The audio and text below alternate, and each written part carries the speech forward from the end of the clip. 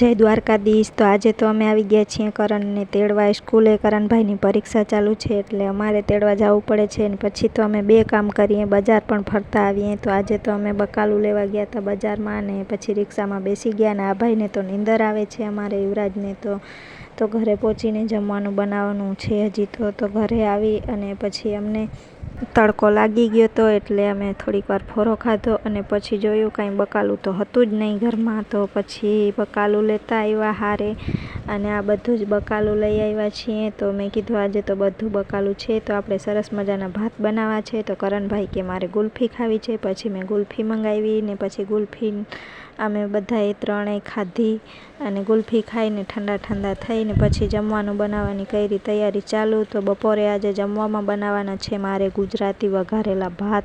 તો ભાત તો મને બહુ જ બનાવતા આવડે અને મને ભાવે પણ બહુ જ। તો અમારી ચેનલને લાઈક કરજો, શેર કરજો, સબસ્ક્રાઈબ કરજો અને કમેન્ટ કરજો અને સપોર્ટ કરજો। તમારા સપોર્ટની ખૂબ જ જરૂર છે। તો જોઈ લો કેટલા મસ્ત મજાના ચોખા છે જીરાસા। તો આપણે મસ્ત ભાત બનાવવાના છે તો ભાત બનાવી લીધા અને ખાઈ લીધું।